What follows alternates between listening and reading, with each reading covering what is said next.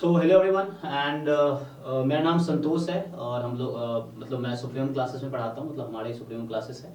सो हम लोग supreme classes चलाते हैं जिसमें हम लोग IIT exam and GATE mathematics and statistics की तैयारी करवाते हैं। और नेक्स्ट सेशन से हम लोग आईआईटी एग्जाम इकोनॉमिक्स पे शुरू कर रहे हैं। ऑफलाइन ऑनलाइन दोनों। हमारा जो ऑनलाइन सेंटर है मतलब ऑफलाइन सेंटर दिल्ली में होगा और ऑनलाइन हमारा चल रहा है ऑलरेडी। सो इस वीडियो में आपको बताना चाहते हैं कि जो आप देख रहे हैं सिलेबस है गेट स्टैटिस्टिक्स का। सो गेट स्टैटिस्टिक्स के सिलेबस से किस टॉपिक से कितने मार्क्स के क्वेश्चन गेट 2022 के एग्जाम में आए हैं वो आपको हम इसमें बताएंगे। सो गेट 2022 क्योंकि 2022 में थोड़ा सा सिलेबस में अपडेट हुआ था, कुछ चेंजेस हुए थे। सो 22 के एग्जाम में हम देखते हैं तो ये एक सिलेबस है गेट की वेबसाइट पे आपको मिल जाए, गेट 2023 के वेबसाइट पे। तो मैं आपको ये बताऊंगा गेट 2022 के एग्जाम में किस टॉपिक में कितने मार्क्स से क्वेश्चन आए। अब यहाँ देखेंगे तो होता क्या है, पहली बात अगर गेट में आप देखेंगे कि गेट में जो है कुछ एप्टीट्यूड के क्वेश्चंस आते हैं। जो पहले 10 क्वेश्चन होते हैं एप्टीट्यूड के होते हैं।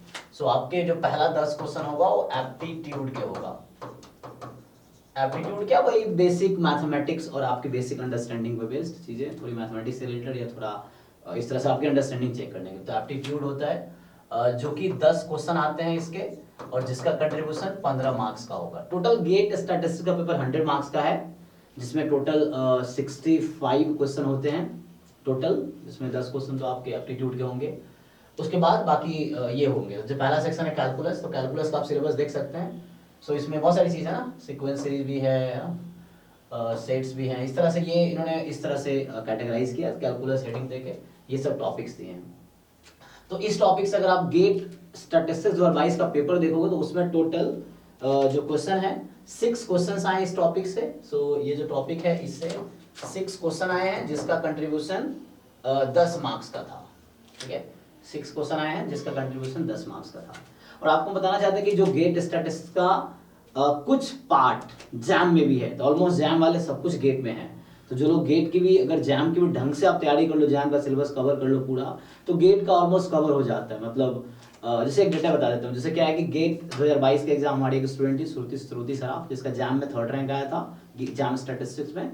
और उसने बस गेट का एग्जाम, हमने कहा बस दे दो तुम गेट का एग्जाम, और उसने गेट का एग्जाम जस्ट दे दिया और उसका गेट में 19 रैंक आया। और 19 रैंक कितने मार्क्स थे उसके? मार्क्स अराउंड 31 थे, 30.1.3 I think around.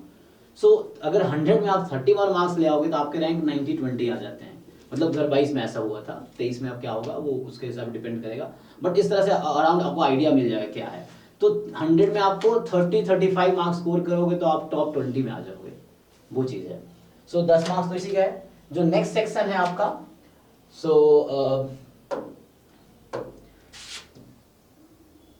Next section है आपका मैट्रिक्स थ्योरी। ठीक है, नेक्स्ट सेक्शन है मैट्रिक्स थ्योरी।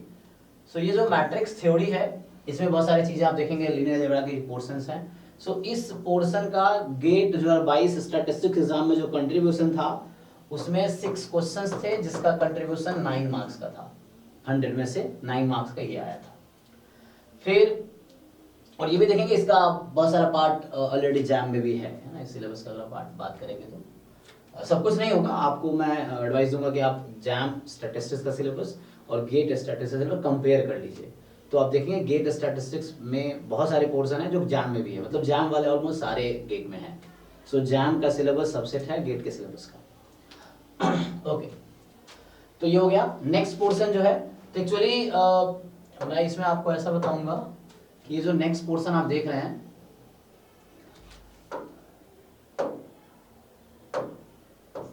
तो इसमें आप देखेंगे ये प्रोबेबिलिटी है। तो इस प्रोबेबिलिटी में क्या इन्होंने किया है, कैटेगराइजेशन अलग अलग है। आप जैम में देखें उन्होंने अलग अलग हेडिंग दी। यहाँ प्रोबेबिलिटी में हेडिंग क्या दिया इन्होंने, axiomatic definition of probability, properties of probability function, conditional probability, Bayes theorem, independence of events, random variable, their distribution. तो वहाँ जैम में रैंडम वेरिएबल एक अलग उन्होंने सेक्शन डिसाइड किया है, बट यहाँ इन्होंने प्रोबेबिलिटी में ये सारे टॉपिक रख दिए, डिस्ट्रीब्यूशन फंक्शन, पीएमएफ, पीडीएफ, है ना, इस तरह से चीजें। तो मैं आपको एक साथ बताऊँ, ये पूरा जैम में ऑलरेडी है ये चीज भी जैम में ऑलरेडी है, ये चीज भी जैम में है और ये चीज भी जैम में, इसका पूरा कंट्रीब्यूशन ये जैम में आप देखेंगे। तो इसका हेडिंग है लिमिट थ्योरम्स के नाम से हेडिंग है, जिसमें convergence and distribution, convergence and probability, convergence सबमस्यूरली, तो ये जैम में नहीं है, यहाँ गेट में ही सिर्फ है ना। तो जैम में बस ये दोनों है, यही दोनों है बस जैम में। तो फिर कन्वर्जेंस इन आरएच मीन, ये सब जैम में नहीं है, जैम में ये मेनली दो ही तरह का डिस्ट्रीब्यूशन है। तो मैं आपको गेट में जो टोटल इस पार्ट का कंट्रीब्यूशन है, इसके ऑलमोस्ट कुछ पार्ट को कुछ टॉपिक छोड़ दो जैम में है सब कुछ ना।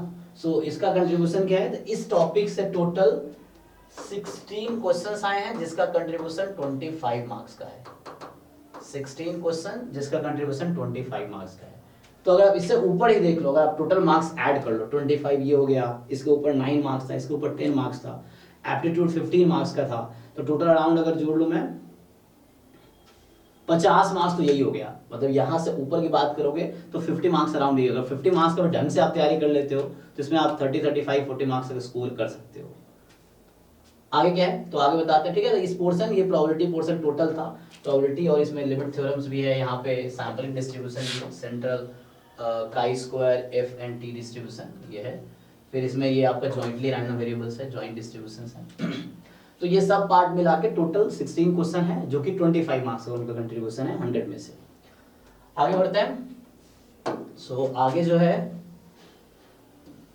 अब ये टॉपिक स्टोकेस्टिक प्रोसेस है जो सब जैम में नहीं है, ठीक है। स्टोकेस्टिक प्रोसेस जैम में नहीं है। ये जो स्टोकेस्टिक प्रोसेस है ये आपका जैम के सिलेबस में नहीं है बट गेट में है। तो इसका कंट्रीब्यूशन क्या है, तो इसका कंट्रीब्यूशन जो जैम में है 6 क्वेश्चन आए हैं, सॉरी इसका कंट्रीब्यूशन गेट 2022 स्टैटिस्टिक्स पेपर जो था उसके आधार में मैंने डिसाइड किया है। तो 6 क्वेश्चन आए थे जिसका कंट्रीब्यूशन 8 मार्क्स का था। आपको पता है कि कोई क्वेश्चन या तो 1 मार्क्स के होते हैं या 2 मार्क्स के होते हैं, जैम में भी और गेट में भी हर क्वेश्चन या तो कोई 1 मार्क्स का है, वो डिसाइडेड है कौन सा 1 मार्क्स है, कौन सा पता चल जाएगा आपको। जैसे यहाँ 6 क्वेश्चन है तो टोटल 6 क्वेश्चन है, कंट्रीब्यूशन 8 मार्क्स, तो मतलब 2 क्वेश्चन आए होंगे 2 मार्क्स के और 4 क्वेश्चन 1 मार्क्स के, ये चीज है। तो ठीक है, तो ये 6 क्वेश्चन आए टोटल जिसका कंट्रीब्यूशन 8 मार्क्स का था स्टोकेस्टिक प्रोसेस से। नेक्स्ट टॉपिक क्या है, एस्टिमेशन। तो एस्टिमेशन जैम में भी है ये वाला पार्ट। तो एस्टिमेशन में आप देखेंगे सफिशिएंसी, जैसे मिनिमल सफिशिएंसी नहीं है जैम में, सफिशिएंसी है ना, फैक्टराइजेशन थ्योरम है, इस तरह से। तो आपको देखना है क्या है क्या नहीं है। सो हम गेट की बात करें तो ये एस्टिमेशन पार्ट जो है, सो अगर मैं एस्टिमेशन पार्ट की बात करूं, सो ये जो एस्टिमेशन है इससे टोटल जैम में कितने क्वेश्चन आए हैं, तो एस्टिमेशन पार्ट से टोटल 9 क्वेश्चन आए हैं जिसका कंट्रीब्यूशन 14 मार्क्स का है। सो 9 क्वेश्चन है 14 मार्क्स का। आपने वहां देखा था कि प्रोबेबिलिटी तक का जो सेक्शन उन्होंने बताया था 50 नंबर जो बताए थे, उसमें अगर आप ये ऐड कर दो, देखो ये 64 मार्क्स का हो गया। और ये इनमें से ऑलमोस्ट चीजें, ज्यादातर चीजें जैम में भी है ना, कुछ जो हटा के। तो मतलब मैं स्पेशली बता रहा हूँ बच्चों को जो जैम की तैयारी कर रखे हैं पहले आपने, या किया है या कर रहे हो, तो आप गेट दोगे तो क्वालिफाई कर जाओगे, ये है। अगर जैम की तैयारी ठीक ठाक आपने कर रखी है तो जैम स्टैटिस्टिक्स की। सो इस पोर्शन से, एस्टिमेशन पोर्शन से गेट 2022 के एग्जाम में स्टैटिस्टिक्स में 9 क्वेश्चन आए थे 14 मार्क्स के। अब हाइपोथेसिस, ये भी पार्ट जैम में है ऑलरेडी, हाइपोथेसिस टेस्टिंग। सो जैम के सिलेबस में भी है। इसका कंट्रीब्यूशन क्या है तो इसका कंट्रीब्यूशन है, इसके 2 क्वेश्चन आए थे जिसका कंट्रीब्यूशन 3 मार्क्स का था। सो गेट 2022 स्टैटिस्टिक्स में इस टॉपिक से 2 क्वेश्चन थे जिसका कंट्रीब्यूशन 3 मार्क्स का था। तो ये भी है, इसको भी आप इंक्लूड कर सकते हो, ये जैम में भी है। सो आगे बढ़ते हैं। नेक्स्ट टॉपिक है